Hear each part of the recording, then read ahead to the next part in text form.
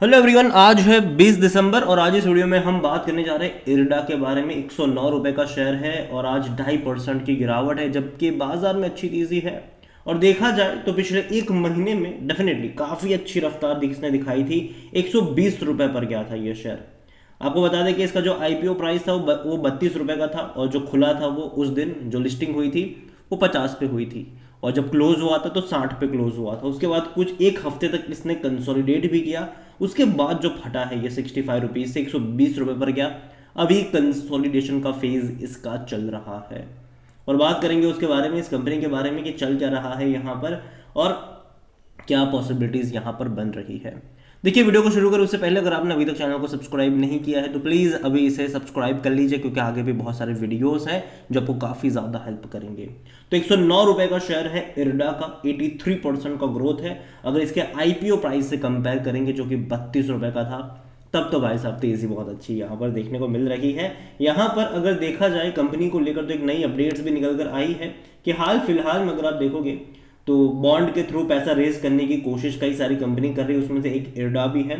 अगर नजर करी जाए तो बैंक ऑफ बड़ौदा ने भी पैसा रेज करा है यहाँ पर। उसके अलावा इरडा की अगर हम बात करें तो IREDA's bond issue consist rupees 500 crore in a base issue and 1500 crore in green shoes. तो तकरीबन तकरीबन 2000 करोड़ रुपए के आसपास का जो पैसा है वो इरडा रेज करने वाली है बॉन्ड्स के थ्रू, जो कि अच्छी बात है। और इसी पैसों का वो इस्तेमाल करेंगे आने वाले टाइम में और ज़्यादा लोन वगैरह बांटने के लिए। जहाँ तक वॉल्यूम्स की बात करी जाए कंपनी की, तो 2.5 करोड़ के आसपास के वॉल्यूम्स जो है वो ट्रेड होते नजर आ रहे हैं यहाँ पर, जो कि अच्छी बात है। बड़ी क्वांटिटी में शेयर यहाँ पर ट्रेड हो रहे हैं। इतना ही नहीं, कंपनी को लेकर देखा जाए तो according to Moneycontrol user 76% लोग कह रहे हैं खरीदारी करो, 18% लोग कह रहे हैं बेचो और भाग जाओ, 6% लोग कह रहे हैं होल्ड करो। यहाँ पर देखो कंपनी खराब नहीं है, लेकिन आपको समझना होगा कि एक महीने के अंदर 32 रुपए का आईपीओ प्राइस अगर आपको 120 पे चला जाता है तो भाई साहब करेक्शन एक्सपेक्टेड है।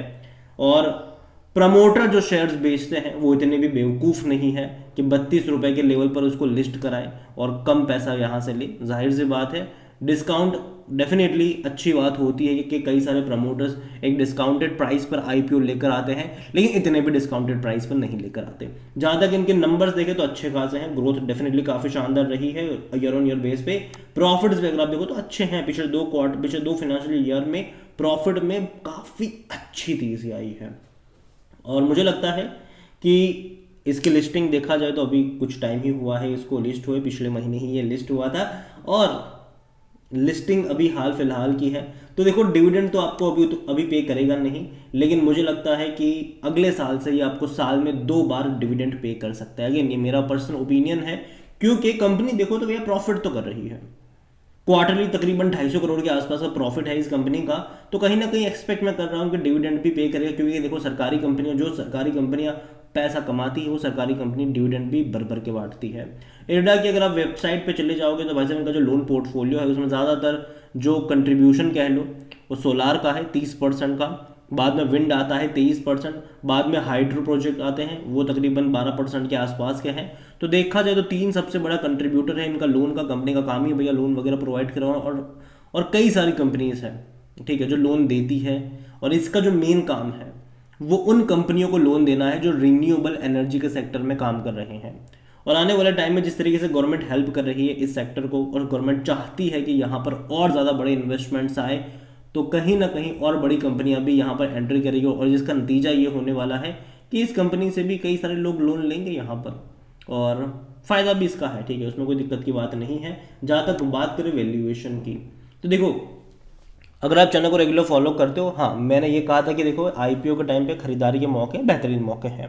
इवन जब ओपन भी हुआ था तब भी मैंने इसके ऊपर वीडियो बनाया था कि देखो मुझे ये कंपनी अच्छी लगती है, लेकिन जैसे ही इसका प्राइस 100 रुपये के ऊपर गया तब मेरे कई सारे वीडियोस थे कि भाई साहब देखो, मानते हैं कि प्रमोटर ने यहाँ पर डिस्काउंटेड प्राइस पर आईपीओ लेकर आए थे, लेकिन प्रमोटर इतने भी बेवकूफ़ नहीं होते हैं कि भाई साहब इतने डिस्काउंट पे लेकर आ जाए कि 32 रुपये का आईपीओ प्राइस 120 पे चला जाए, 100 पे चला जाए। तो वो समझना होगा और यही वजह है कि इसका जो पी रेशियो वो 29 का चला गया, सेक्टर पी 19 का है। और इसके जो कंपिटिटर है उनका जो पी है, पीएफसी कह लो या फिर आरईसी कह लो, वो 8.5 10.5 का है। और अभी IRFC में तेजी अभी देखने को मिली, काफ़ी बड़ी रफ्तार है, इसका भी 20 का पी है। तो देखा जाए तो ये काफ़ी महंगे वैल्यूएशन के ऊपर ही बैठ चुका है। तो कहीं ना कहीं यहाँ से तो मौके कम नज़र आ रहे हैं, लेकिन हाँ कंपनी अच्छी है, अगर आने वाले टाइम में कंपनी अच्छे नतीजे रिपोर्ट करेगी तो ये प्राइस भी एडजस्ट हो जाएगा। अभी के लिए कोई एनालिस्ट यहाँ पर खरीदारी की बात नहीं कर रहा है। और जहाँ तक हम इनके फिनेंशियल्स देखें तो वो खराब नहीं है, काफ़ी अच्छे हैं। इनका जो रेवेन्यू देखो तो 1000-1100 करोड़ के आसपास के रेवेन्यू है और सबसे अच्छे मार्जिन है इनके। कि प्रॉफिट भी देखो तो 250 से 300 करोड़ के आसपास का क्वार्टरली प्रॉफिट कर रहे हैं ये लोग। मतलब मार्जिन कितने अच्छे हैं कि 1000 करोड़ के रेवेन्यू में ये 250 करोड़ का प्रॉफिट दिखा रहे हैं। तो अच्छी बात है, रेवेन्यू अच्छे हैं, प्रॉफिट्स अच्छे हैं, मार्जिन इनके काफ़ी अच्छे हैं। शेयर होल्डिंग को लेकर देखें तो यहाँ पर बहुत कुछ देखना रहेगा, क्योंकि देखो प्रमोटर की 75% की होल्डिंग है, गवर्नमेंट है यहाँ पर। लेकिन जब लिस्ट हुआ था ये, तो म्यूचुअल फंड की 3.94% की होल्डिंग, डोमेस्टिक की 4.59% की होल्डिंग, एफआईएल्स की यहाँ पर 3.95% की होल्डिंग। अब जब ये क्वार्टर क्लोज होगा ना दिसंबर का, तब देखना इंटरेस्टिंग होगा कि बड़े फंड हाउस की एंट्री हुई है या एग्जिट हुई है। क्योंकि देखो इसके ऊपर बहुत कुछ डिपेंड करेगा, बहुत कुछ डिपेंड करेगा। रिटेल और अदर की मिलाकर 12.52% की होल्डिंग है, जिनमें से रिटेल इन्वेस्टर 12.41% लेकर बैठे। तो बहुत बड़ी क्वांटिटी या कह लो बहुत बड़ा पोर्शन जो है वो रिटेल इन्वेस्टर्स के पास है। यहाँ पर देखो बड़े फंड हाउस की जगह बनी रहना यहाँ पर ज़रूरी है। और दिसंबर क्वार्टर के नंबर जब आएंगे तो पता चलेगा, खास करके शेयर होल्डिंग पैटर्न पे आएगा तो पता चलेगा कि कौन बेच रहा था यहाँ पर। क्योंकि तेज़ी बहुत अच्छी हमने देखी ज़रूर है, तो इस तेज़ी का फ़ायदा किसने उठाया, और मुझे श्योर लगता है कि तेज़ी का फ़ायदा बड़े फंड हाउस ने उठाया होगा। रिटेल इन्वेस्टर जो है वो शायद खरीदारी कर रहे होंगे यहाँ पर।